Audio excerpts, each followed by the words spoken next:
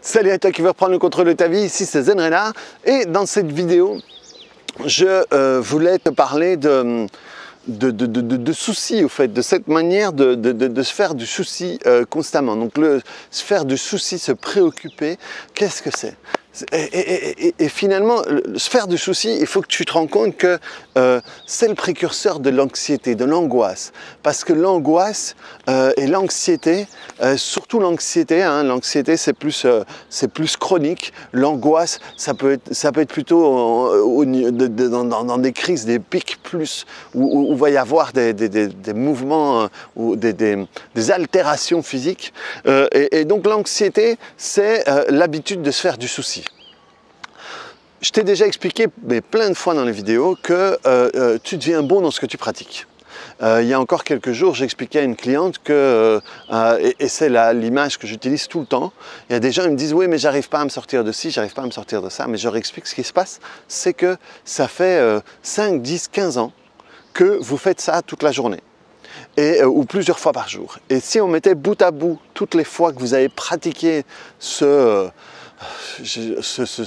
comportement qui ne vous va plus, pour ne pas parler de bon ou de mauvais, mais ce comportement qui ne vous convient plus, si on mettait bout à bout toutes les fois où vous l'avez fait, et qu'on prenait tout ce temps où vous avez fait ça, et que vous preniez ce temps et ce temps-là, vous le preniez à jouer de la guitare, vous seriez un virtuose de la guitare.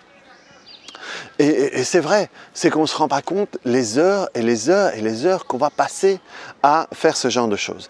Et le truc, c'est que se faire du souci, j'imagine que si vous êtes sur cette chaîne, vous avez tous déjà, au moins que vous y croyez ou pas, j'en sais rien, mais que vous avez tous déjà au moins entendu parler des affirmations.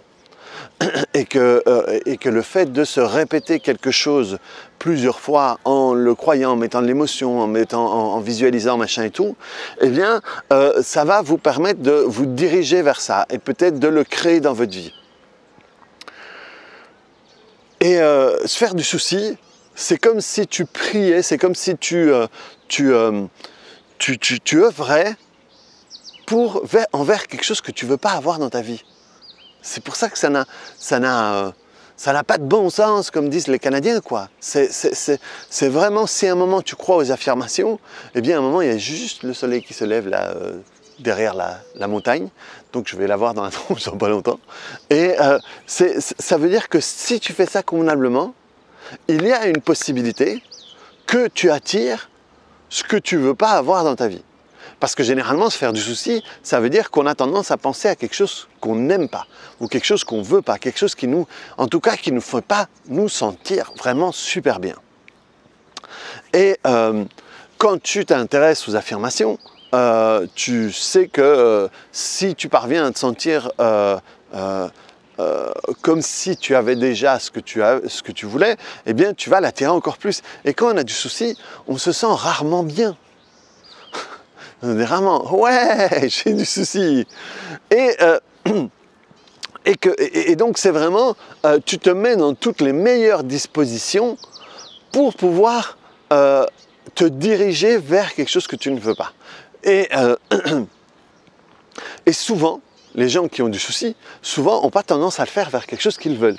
Et c'est dommage, c'est de l'énergie mal utilisée. C'est poussé pousser dans le sens de fermer la porte alors que tu veux aller de l'autre côté, quoi. Et le problème qui accompagne ça, c'est que, je t'ai déjà dit aussi dans pas mal de vidéos, c'est que il y a une personne avec qui tu dois bien t'entendre dans ta vie. Si tu t'entends bien avec ces deux personnes en réalité, si tu t'entends bien avec ces deux personnes, ta vie est faite. Ta vie va bien se passer si tu parviens à t'entendre à ces deux personnes-là. La première, c'est ton reflet dans le miroir le matin quand tu te brosses les dents. La deuxième, c'est ton reflet le soir dans le miroir quand tu te brosses les dents.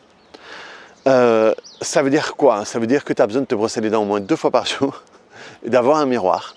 Et apprécier la personne que tu es durant la journée, hein, donc du matin au soir, et pendant la nuit. Du soir au matin. Et à partir de là, si tu parviens à t'entendre bien avec ton reflet dans le miroir, eh bien, il y a beaucoup de chances que ta vie se passe mieux que les autres. Tu es la personne avec qui tu vas passer le plus de temps dans ta vie. Et c'est bien si tu peux bien t'entendre avec elle. Tu sais, dans la vie, les personnes passent. Les amis vont passer, les conjoints vont passer, les membres de la famille vont passer, les voisins, tout le monde va passer. Il y a des gens que tu vas arrêter de voir, même si c'est des proches. Il y a des gens avec qui tu vas te fâcher. La seule personne qui reste avec toi, c'est toi. Et donc, c'est important que tu puisses bien t'entendre avec toi.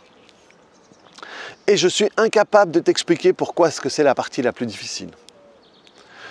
Je n'y avais pas réfléchi avant ce moment-ci. Je vais peut-être y réfléchir et pouvoir te donner des réponses. Mais je ne comprends pas pourquoi la plupart des gens ont autant de mal à... effectivement, la manière dont on va être traité, la manière dont on va se traiter, les modèles qu'on va avoir vont avoir un impact là-dessus. Si on a des parents qui ne s'aiment pas, ils ne peuvent pas t'apprendre à t'aimer. Si tu as des parents qui ne t'aiment pas, c'est difficile qu'ils t'apprennent à t'aimer. Et on vit dans une société où les gens ne s'aiment pas. Les gens ne s'aiment pas. Pourquoi? Parce qu'on nous apprend à ne pas nous aimer. On nous apprend à ne pas nous aimer parce que quand tu ne t'aimes pas, on peut te vendre quelque chose. Si tout va bien, tu t'aimes bien, tu as tout ce dont tu as besoin, si au fait, tu te rends compte que tu as besoin de rien, c'est la mort du système dans lequel on vit. Donc, pour les femmes, il y a les magazines de mode où l'autre jour j'avais encore vu une vidéo où il y a un truc comme 80%, c'était un chiffre énorme, un truc comme 80% d'un magazine féminin, il n'y a que des pubs. Il n'y a que des pubs pour acheter des trucs. Et tu n'as jamais la bonne taille, tu n'as jamais la bonne couleur, tu n'as jamais la bonne ci, tu n'as jamais la bonne ça. Et ça veut dire que ça présuppose, si tu as besoin de ça pour te sentir d'une telle manière, ça présuppose que tu ne te sens pas comme ça. Les mecs, c'est pareil. Les mecs, c'est toujours attaqué par rapport à la masculinité. Si tu as cette voiture, tu vas être comme ça. Si tu as cette clope, cette cigarette, tu vas être comme ça. Si tu as cette montre ou ce téléphone ou ce truc. Et donc, on te projette toujours que comme tu n'as pas ça, tu n'es pas assez. Si tu as eu une bonne base dans ta famille, tu vas être moins impacté par ce genre de vidéos, par ce genre de publicité. Si à la base tu n'as pas eu une bonne base, forcément ces vidéos vont avoir plus d'impact sur toi. Ou si tu vois que tes parents vont avoir tendance à tomber là-dedans, forcément, toi, tu vas avoir tendance à tomber là-dedans. Moi, j'ai ici un cousin de ma femme que j'aime beaucoup, mais qui lui est... Tous les 6 mois, tous les ans, il a le nouveau téléphone, il a la nouvelle montre connectée, ils doivent aller le nouveau Star Wars, ils doivent aller le voir à minuit. Hein? Minuit, parce que si tu vas le voir le lendemain, bah, tu es un raté parce que tu ne faisais pas partie de ceux qui l'ont vu à la telle heure. Et ce qui me fait de la peine, moi, c'est qu'il y a son fils de 6 ans qui regarde et qui l'emmène aussi très tôt. Il l'a emmené voir les Avengers, les machins et tout ça. Et moi, je me mêle le moins possible, mais j'avais tellement envie de lui dire, putain, c'est pas des films pour ton gosse, c'est pour le développement du cerveau de ton fils à 4 ans, c'est pas sa place, bordel. Et donc, il y a beaucoup de chances que son fils qui soit comme ça et qui est déjà comme ça et qui veut déjà le dernier machin et tout. Et le problème, c'est que quand on dit « il me le faut », alors de nouveau, je suis désolé, je pensais vraiment pas aller là-dessus, mais il me faut ce truc, c'est cette sensation que je suis incomplet sans ce truc. Donc ça présuppose que je suis incomplet, que je ne suis pas assez bien. Et donc, si je ne l'ai pas, si je ne peux pas me le payer, ou on arrive à des cas extrêmes où en Chine, il y a des gens qui vendent des reins pour le dernier iPhone, quoi. C'est des situations de fou. Pour pas vivre le monde de fou, parce que le monde n'est pas comme ça. Il y a des gens qui vivent pas comme ça. Mais donc, revenons à mon sujet.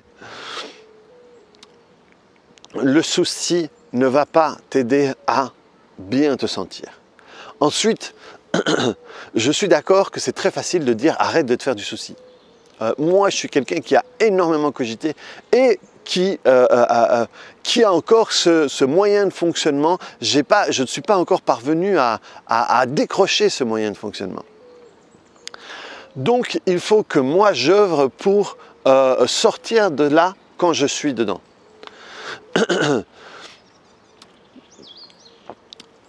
Moi, c'est familial.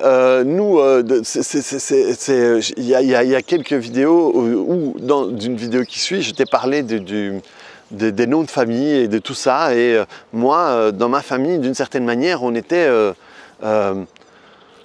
les plus forts dans la riposte, la réplique, le machin. Et sans me rendre compte, je me suis rendu compte vraiment longtemps, enfin, dans mes avancées, qu'on faisait ça sans s'en rendre compte.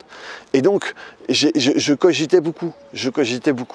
Et parce que d'une certaine manière, je devais gagner la bataille, je devais gagner la guerre. Tout était une compétition dans certaines sphères. Hein. Dans certaines sphères, il y avait le truc de compétition. Et donc j'étais énormément dans ma tête. Et si notre corps était développé par rapport à l'utilisation qu'on en fait, eh bien, moi j'aurais sans doute eu un corps assez petit et une tête comme ça, quoi. Et je m'efforce de plus en plus de sortir de ma tête. Mais tu dois te rendre compte que pour faire des vidéos comme je le fais, il faut que je sois aussi beaucoup dans ma tête. Donc il faut que tu apprennes à sortir de là.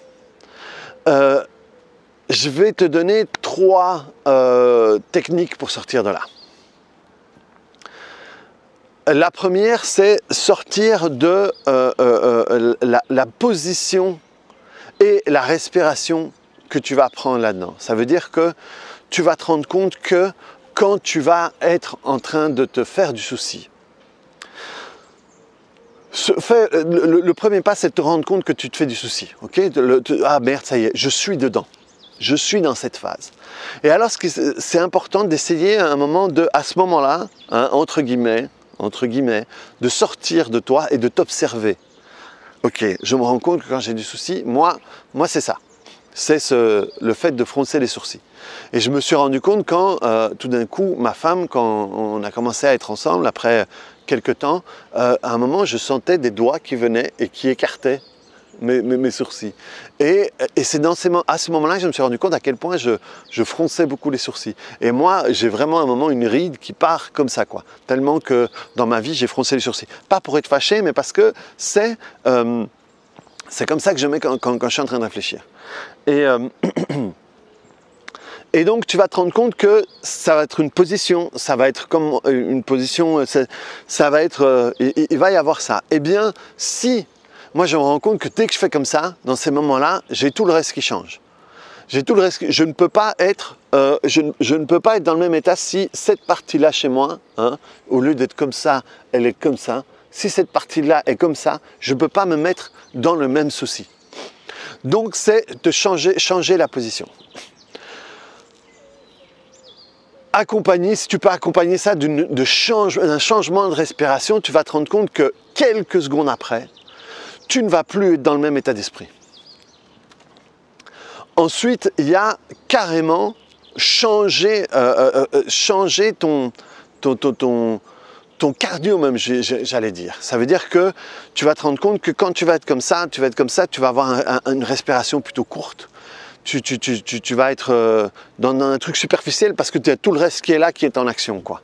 Et donc, si tu peux vraiment bouger, donc ça, c'est, si tu veux, c'est la première possibilité, mais au carré, hein, c'est vraiment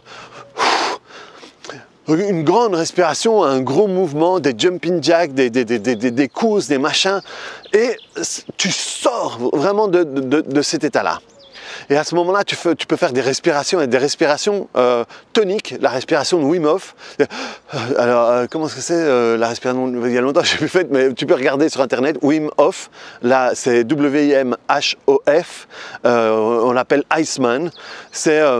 C'est vraiment des respirations toniques. Et là, tu vas avoir le cœur qui va battre plus vite, des fois ça peut même tourner et tout. Et donc là, tu sors de là. Tu n'es plus dans le même état. La première, c'est voir la particularité physique qui est la tienne quand tu es dans cette situation. L'autre, c'est tu t'en fous de ta particularité, tu changes le tout. Et l'autre, par exemple, je ne vais pas te parler de tapping ici, parce que d'une certaine manière, le tapping permet de rentrer un peu plus dans la prise de tête, parce que tu vas aller cibler ce qui va mal. Tu vas aller cibler, ok, si je me sens mal, de quelle manière je me sens mal. Donc ça peut te permettre, si tu n'es pas attentif, de plonger un petit peu plus. Parce que le problème, c'est que des fois, quand on fait du tapping, on peut se perdre dans nos pensées. Et donc, du coup, on peut rentrer, et d'un coup, j'ai trouvé un chemin qui me permet d'aller plus profond et j'oublie de tapoter ou j'arrête de tapoter parce que je suis perdu dans mon idée et je permets d'aller un peu plus loin. Ça veut dire que la prochaine fois où je vais faire du tapping, je vais rentrer peut-être un petit peu plus là-dedans. Donc, pour sentir ponctuellement, pour régler les raisons pour lesquelles tu vas te faire du souci, là, tu peux utiliser le tapping. Mais pour te sortir de manière rapide du truc, je ne prendrai pas le tapping. La troisième, c'est la règle des 5 secondes. La règle des 5 secondes et aussi la règle des 5 minutes, qui est pas mal aussi. J'en ai parlé dans ma chaîne, sur mes vidéos. La règle des 5 secondes, ça veut dire que tu vas prédéterminer des pensées, des images, des états qui te plaisent, qui te conviennent. Moi ici, mon fils, on est dans cet endroit-ci et quand on vient au Pérou, je ne sais pas ce qui se passe. C'est peut-être parce que il est très chouchouté par mes parents. Par mes beaux-parents, pardon, et comme ils le voient une fois par an, ils le pourrissent, hein, et comme ils le voient une fois par an, et que dans le truc de se faire du souci, je te partage un petit peu, mon fils il a 5 ans, l'année prochaine il rentre en primaire, donc on va plus venir de la même manière ici, et ça m'ennuie un peu, ça me préoccupe un peu, comment est-ce qu'on peut faire pour quand même venir un peu pour mon fils, pour mes beaux-parents, pour qu'il y ait cette connexion et tout ça, et donc et alors, ils le pourrissent, ils le font faire des trucs, je sais pas moi, il va le matin chez eux, et ils se réveillent, ils montent dans leur champ, et des fois ils regardent la télé le matin, et moi, voilà, je dis non, de toute façon la télé, avant le repas du midi, non, quand c'est le week-end et tout le matin, il n'y a pas la télé, tout ça.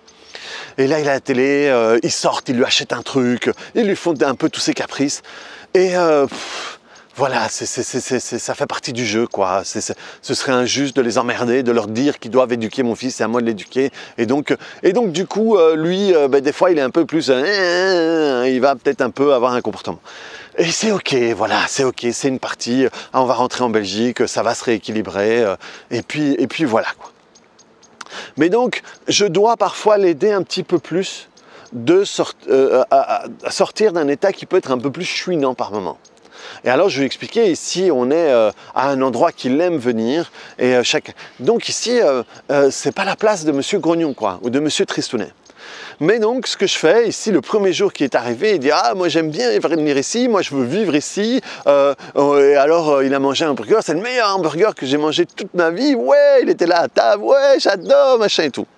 Et alors je dis, tu dois te souvenir de cette humeur-là, la manière dont tu te sens, tu dois te souvenir. Et ici, tout d'un coup, on est dans, des fois, il y a un truc qui prend mal, on est dans la piscine et il commence à râler. Et alors, je dis, tu te souviens l'autre jour quand tu as dit, c'est le meilleur hamburger que j'ai mangé. Et il est là. Et après, il rigole et alors ça passe. Hein, on rechange de chaîne parce que tu dois savoir que... Putain, la vidéo est encore super longue, je suis désolé. Hein, si tu me suis, suis-moi parce que voilà, il reste pas beaucoup. Te faire du souci, c'est une chaîne de télé. Tu t'es dans la chaîne, d'un coup, c'est la chaîne qui va t'emmener vers le bas. C'est les chaînes d'information continue, comme ça, les trucs, plus t'écoutes, plus tu te dis merde, putain, la vie de merde, c'est le bordel, on va pas y arriver, machin et tout. Et donc, c'est cette chaîne-là. Et ce que tu dois faire, c'est trouver le moyen de changer de chaîne. Et parfois, c'est comme si on parvenait pas à lever la télécommande vers le capteur infrarouge pour envoyer le truc. La règle des 5 secondes, c'est ce qui va te permettre de, hop, pouvoir lever la télécommande et changer la chaîne. Mais pour ça, tu dois, avant de le faire, avoir déterminé la chaîne où tu veux aller. Parce que si tu ne détermines pas la chaîne, c'est comme si tu levais et t'appuyais sur un bouton qui t'emmenait nulle part.